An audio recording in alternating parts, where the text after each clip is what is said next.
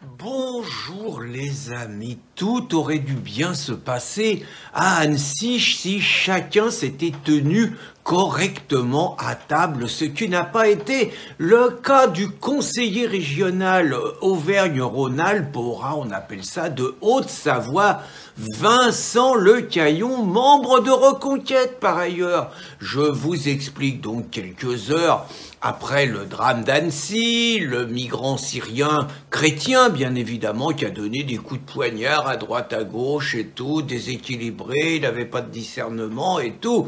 Mais bon, ça a choqué, on n'est pas habitué en France à ce que des chrétiens poignardent des bébés.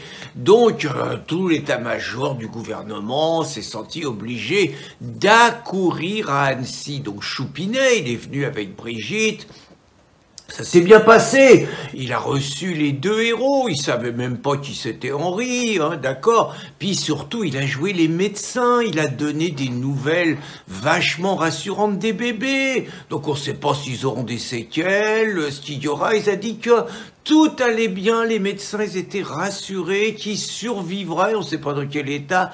Tout va bien, il faut désamorcer, il faut un petit peu rassurer les gens.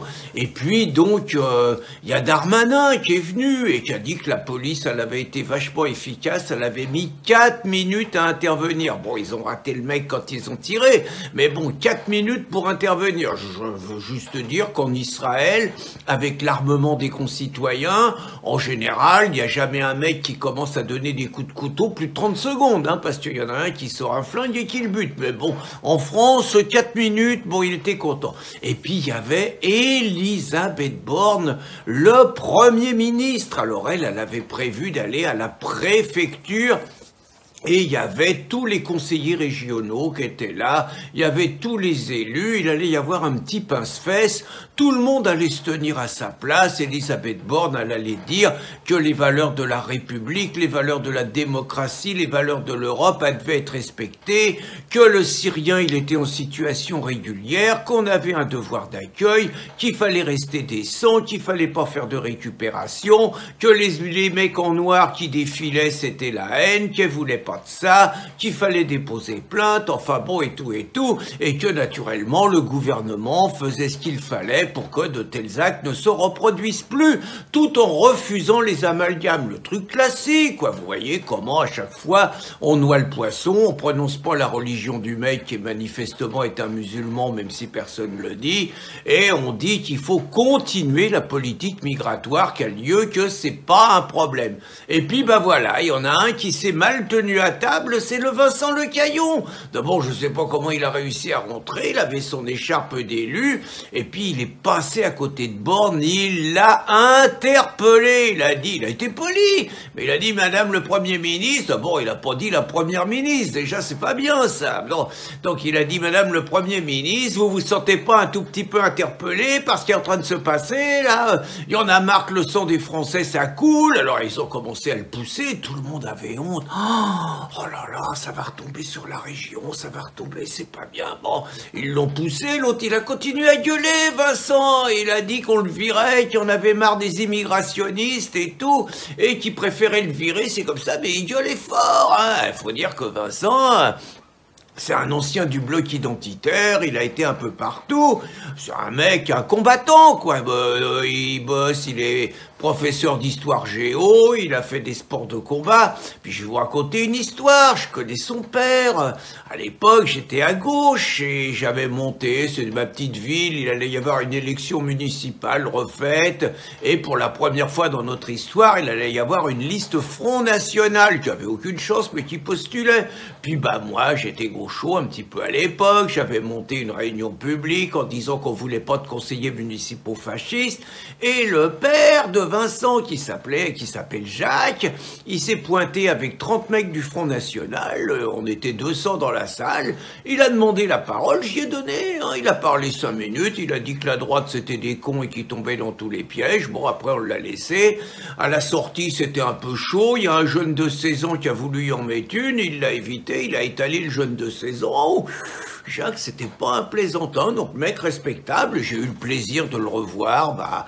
Après, je l'ai vu dans des journées du bloc identitaire. On a réévoqué cette période, on s'est serré la main et depuis, on a un bon contact le peu de fois où on se croise. Donc, je vous avoue que je lui ai dit qu'il fallait qu'il félicite son fils, quoi, parce que ce qu'a fait Vincent, très franchement, c'est extraordinaire. Moi, je vous cache pas que je rêve.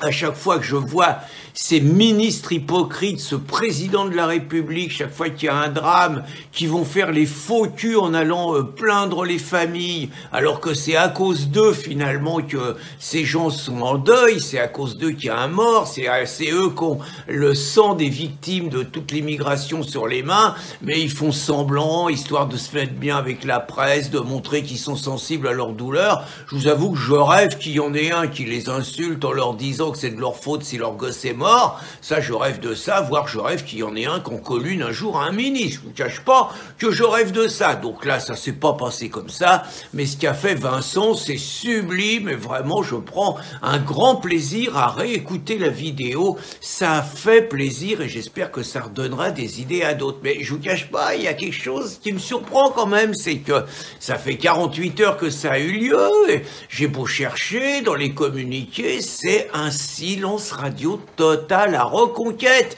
J'ose espérer qu'il n'y en a pas qui sont en train de se dire quand même, il a déconné, Vincent, il nous fout dans la merde, il a pris une décision individuelle, ça nous mouille tous, c'est Reconquête qui a éclaboussé, si on a des élus, il faut qu'ils se tiennent bien à table, et puis c'est pas une bonne image par rapport à nos LR, ils vont avoir peur, et puis pour l'élection européenne qui arrive, oh là là, ça va pas donner de nous une image, il faut qu'on ait une image respectable, faut qu'on rassure le peuple, on fait que 4 ou 5%, mais faut qu'on se dédiabolise.